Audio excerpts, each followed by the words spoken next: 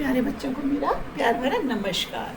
तो बच्चों, मैं फिर से आ गई हूँ एक और कहानी लेके, छोटी सी प्यारी सी, लेकिन है वही महाभारत से संबंधित। इस बार मुझे लग रहा है कि कुछ पुरानी कहानियाँ भी आपको सुनानी चाहिए जो हमारे भारत में का बखान करती हूँ, हमारे देश की महानता का बखान करती हूँ। इससे पता चलता हो कि हमारे देश में प्राचीन काल से ही कैसा समय था, क्या क्या था हमारे वहाँ। तो इस तरह की बहुत सी कहानियाँ हमें महाभारत और रामायण में मिलती हैं। तो ये कहानी है कौरव पांडवों से संबंधित, क्योंकि आप जानते हैं महाभारत जो थी कौरव पांडवों से संबंधित काव्य है, कथा है। तो इसमें जब दुर्योधन पांडवों को अपना राज्य का कोई हिस्सा नहीं देते हैं और बहुत सारी कहानियाँ होती हैं, वो चाहता है कि किसी तरह से पांडव जो हैं समाप्त हो जाएं और उसको जो है राज्य पूरा हस्तिनापुर का मिल जाए। दुर्योधन की ये इच्छा है और चाहते तो धृतराष्ट्र भी यही है, लेकिन समाज को दिखाने के लिए वो ऐसा कहते नहीं है कि मेरे पुत्र को राज्य मिले, लेकिन चाहते तो वो भी है कि मैं राजा हूँ तो मेरा पुत्र ही राज्य करेगा। लेकिन बच्चों, अब क्योंकि राजनीति है, राजमत है, इन सब में बहुत सारे षड्यंत्र चलते हैं।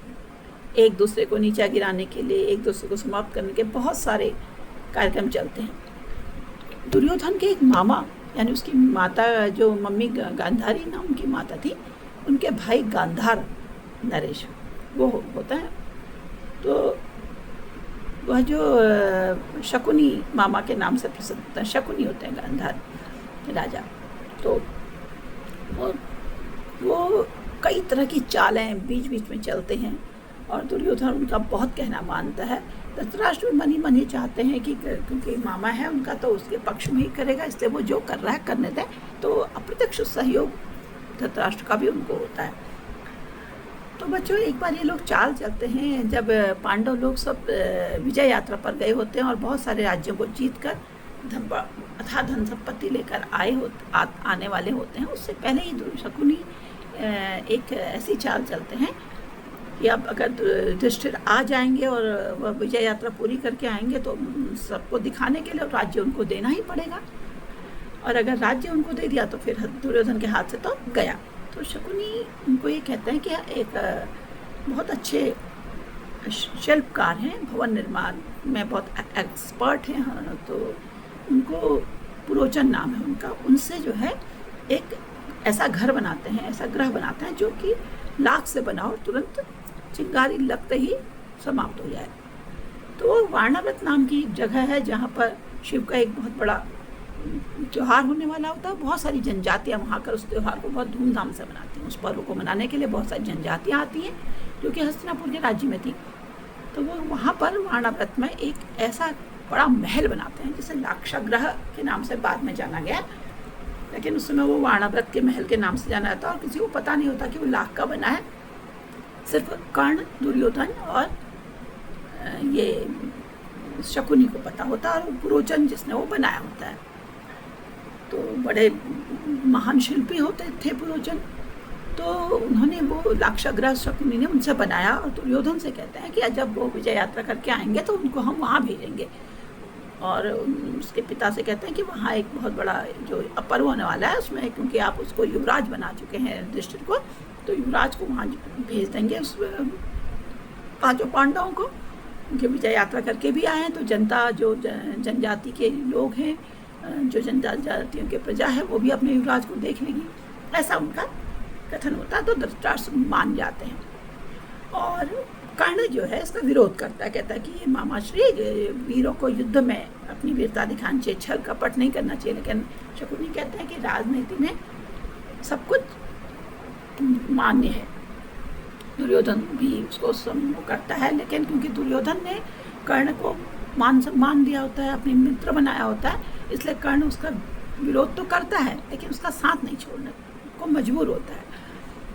अब जब ये लोग लाक्षागृह में जाने से पहले युधिष्ठिर लोग पांचों पांडव को आते हैं तो ये बताते बहुत धन संपदा लेके आए होते हैं, सोना चांदी हीरा जवाहरात। और उसके बाद उनको कहते हैं, धृतराष्ट्र को समर्पित करते हैं, कहते हैं कि यह हस्तिनापुर राज्य का है, ये हमारा। वो धृतराष्ट्र कहते हैं तो तुम्हारा, कहते हैं नहीं, ये तो हस्तिनापुर राज्य का है।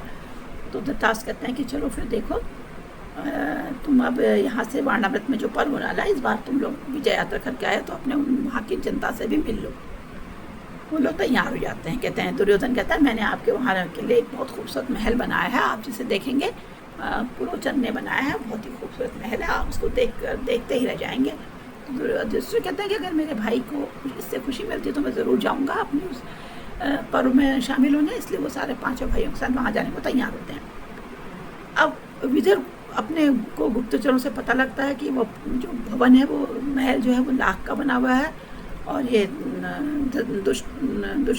ये दुर्योधन और उसकी चाल है ना, शकुनी की। तो वह पीछे पीछे अपने साथियों से गुप्त रूप से उस महल से बाहर जंगल तक बाहर निकलने की एक सुरंग बनवाने लगते हैं। और जब पांडव उस महल में पहुंचते हैं, पांडव बड़े तैयार हो जाते हैं, धूमधाम से जाते हैं। महल बहुत ही शानदार, बहुत खूबसूरत होगा, सब उसको देखकर बहुत खुश होते हैं। लेकिन मन ही मन बार बार ये उनके खटकता है कि दुर्योधन ने इतना खूबसूरत महल हमारे लिए क्यों बनाया, कि वो दुर्योधन ने तो हमेशा उनका विरोध प्रकट किया है, कभी उन्होंने चाहा ही नहीं कि वो युवराज बने। अब वो मन में उनके यह विचार बार बार आता है कि ऐसा क्या हुआ, कैसा क्यों हुआ है, ऐसा क्या चीज़ है जो उस दुर्योधन ने हमको यहाँ भेजा। तभी विदुर को एक गुप्तचर बताता है कि उसको शकुनी ने लाक्षाग्रह से लाख से बनाया है, और वो चिंगारी मात्र से भस्म हो जाएगा। भयानक ज्वलनशील पदार्थ होता है लाख, एक ऐसा पदार्थ है जिसे गर्म आग में लगाते तो पिघलने लगता है तुरंत टच होते ही। और उससे पुराने ज़माने में क्या, अभी बहुत सारी चीज़ें सील की जाती हैं, बंद की जाती हैं, सील बंद के काम आता है लाख। तो बच्चों, जब विदुर को ये पता लगता है तो वो अपने जो मित्र गुप्तचर होता है उससे कहते तुम सीधे वहाँ जाओ और ये कहो युधिष्ठिर से कि जिस तरह चूहे अपने बिल से निकल जाते हैं उस तरह तुम निकल जाना, और जो ख्वाब गुप्त बन रही है उससे निकल जाना, और किसी को पता भी नहीं चलेगा, एक दिन पहले ही निकल जाना, क्योंकि तो ये लाक्षाग्रह तुम्हें समाप्त करने के लिए बनाया गया, इसमें तुरंत ही आग लगाएंगे। तो युधिष्ठिर पूछते हैं, आग वो कहते हैं वो वही लगाएगा पुरोचन, और कौन लगाएंगे, उन्होंने ही ये बनाया है, क्योंकि इसकी और किसी को जानकारी देनी नहीं है, भेद किसी को होना नहीं है। युधिष्ठिर लोगों के पांडवों के साथ जो सेना जाती है वारणावृत, वो दुर्योधन के अपने आदमी होते हैं, और वो महल को घेर कर खड़े रहते हैं। उनसे कहते हैं कि हम आपकी सुरक्षा के लिए, लेकिन वो इसलिए खड़े होते हैं कि अगर आग लगने पर पांडव बाहर की ओर आए तो वह उनको समाप्त कर दें, किसी तरह भी उनके बचने की कोई संभावना नहीं होती। ये बात उनको गुप्तचरों से पता लग जाती है। उधर सुरंग जो है एक दिन पहले ही तैयार हो जाती है, और जब सुरंग खोदने वाला युधिष्ठिर के कक्ष में उसको खोलता है और सीधे बाहर आता है, तो खटखट करता है, तो समझ जाते हैं पांचों, चिंतित तो होते हैं। अब उनको पता तो लग गया है कि सुरंग बन रही है और आग लगने वाली है, तो उसको खटखट होने पर उसको खोलते हैं, और तो वो कहता है कि देखिए ये सुरंग पूरी हो गई है, मेरे विचार से आप यहाँ से निकल जाना समय से पहले ही, ताकि आप उसमें। अब बच्चों, क्या होता है कि इधर इस बीच में वहाँ कुंती की दोस्ती में वहाँ एक ऐसी जनजाति की महिला से होती है, उसके 5 पुत्र होते हैं, तो वह उसे भोजन का आमंत्रित के लिए निमंत्रित करती है अगले दिन। और जब वो भोजन कर रहे थे, उनके भोजन में नींद की दवा, बेहोशी की दवा मिला देते हैं वो लोग, और उसके बाद सब उस रात पहले दिन जिस दिन आग लगाने वाले होते हैं भोजन, उससे एक दिन पहले ही उस सुरंग के रास्ते से निकल जाते हैं, और भीम उसमें लाक्षाग्रह को आग लगा देते हैं। वो उस स्त्री और 5 उसके पुत्रों वाली उस स्त्री को इसलिए वहाँ बुलाते हैं क्योंकि कुंती का ये सब मानना होता है कि अगर दुर्योधन को यहाँ 5-6 लाशें नहीं मिली, एक स्त्री और 5 पुरुषों की, तो वो समझ जाएगा कि हम जीवित बच निकले हैं। इसलिए वह धोखे से उनकी हत्या कर देती है। यह हत्या ही हुई एक तरह की ना, उनको मरवा, मतलब जब उनको जलाकर वो जल जाते हैं, उसमें तो जब मारना ही हुआ, लेकिन पांडव बच जाते हैं। अब छोटी छोटी कहानियाँ इधर उधर मिलती नहीं हैं, लेकिन ये छोटी छोटी कहानियाँ कहीं पढ़ने में मेरे भी आई थी, तो मैंने एक घटना आपको बताई कि जिस काव्य की संरचना हम लोग देते हैं उसमें बहुत सारी चीज़ें हमें कभी बताई नहीं जाती, कभी हमें पता नहीं होती। खैर, वो लोग इससे बच जाते हैं और लाक्षाग्रह से बाहर निकलकर एक जगह खुलते हैं, वहाँ एक नदी के किनारे पहुँचते, तो वहाँ एक नाव होती है, जिसमें कि और वो नाव भी विचित्र होती है, बिना चप्पू की होती है। जो उसमें नाविक होता है, जो विदुर ने वहाँ उनके सुरक्षा के लिए पहले ही रख दिया होता है, तो पर्दे की ओर में एक नाव में एक पर्दा सा लगा होता है, उसमें उनको वह बिठाता है और उसमें कुछ इस तरह की मोटर से ऑन करता है, कोई मशीन से चलाता है, जिससे वह नाव पानी की विपरीत दिशा में चली जाती है। अब ये घटना सच है या झूठ ये कह नहीं सकते, ये मैंने कहानी पढ़ी थी, इस संदर्भ को मैंने पढ़ा था, तो मैं आपको समझा रही हूँ। क्योंकि जिस तरह से पहले उस ज़माने में उड़न खटोले बन गए थे, तेज़ दौड़ने वाले वाहन बन गए थे, तो हो सकता है ऐसी संरचना पहले ही हो गई हो जिसे आज हम मोटर बोट का नाम देते हैं। और या कल्पना भी हो सकती है कहीं पर, क्योंकि कहानियाँ कल्पनाओं पर बेस्ड होती हैं, उसमें कुछ सत्य और कुछ मिथ्या दोनों ही होता है। रोचक बनाने के लिए उसमें कई चीज़ें हो जाती हैं। क्योंकि मैंने ये पढ़ा इस तरह से था, तो इसलिए मैं आपको इस तरह सुना रही हूँ। और इस तरह पांडव कुंती के साथ, माता कुंती के साथ उस लाक्षागृह से बच निकलते हैं। उधर दुर्योधन और कौरव जश्न मनाते हैं कि पांडव जो है उस लाक्षागृह में जल गए हैं, और शोक मनाते हैं, बहुत अभिनय करते हैं शोक का। धृतराष्ट्र भी, दुर्योधन तो 3 दिन तक भोजन ही नहीं करता कि मेरे भाई मारे गए, या नाटक करता है। लेकिन सभी जानते हैं मन ही मन में कि वह जो है कितना खुश हो रहे हैं। तो बच्चों, अब ये कहानी मैं यही समाप्त करती हूँ, लाक्षागृह की कहानी को। इसके आगे की बात की कहानी मैं फिर कभी सुनाऊंगी अगले चरण में। मुझे लगता है आपको ये अच्छी लगी होगी, उम्मीद करती हूँ। इसमें मनोरंजन तो नहीं था, लेकिन इसमें सोचने, विचारने और तर्क करने के लिए बहुत सी चीज़ें थी। कई चीज़ें सत्य, असत्य, मिथ्या, हाँ ये सही या गलत, बहुत सारी चीज़ें थी। ऐसा किसी भी चीज़ पर हमें आंख बंद करके विश्वास नहीं करना चाहिए। तो आप लोगों को इस पर, कहानी पर सोचना चाहिए, विचार करना चाहिए और समझना चाहिए कि कैसी परिस्थितियाँ, जब विषम परिस्थितियाँ आती हैं तो उनका किस तरह से तोड़ निकाला जा सकता है। क्योंकि राजनीति और युद्ध और राजनीति में तो सभी कुछ चलता है, आप ये देख ही रहे हैं, और बड़े होने पर सब समझ भी जाएंगे।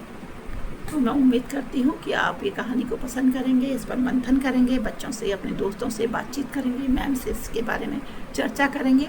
चाहें तो इसका नाटक और मंचन कर सकते हैं, और लाइक कर सकते हैं, अगर अपने दोस्तों को शेयर करें, ताकि ये कहानियाँ किसी रुचिकर रूप में ही सही, काल्पनिक रूप से ही सही हमारे लोगों के बीच में जाएं, बच्चों के बीच में जाएं, और वो परिस्थितियों के अनुकूल व्यवहार करने के हिसाब से उस पर समझ सकें, उस पर मंथन कर सकें। जिन लोगों ने मेरे चैनल को सब्सक्राइब किया, उनका मैं दिल से आभार व्यक्त करती हूँ, दिल से आभारी हूँ, हृदय से आभारी हूँ।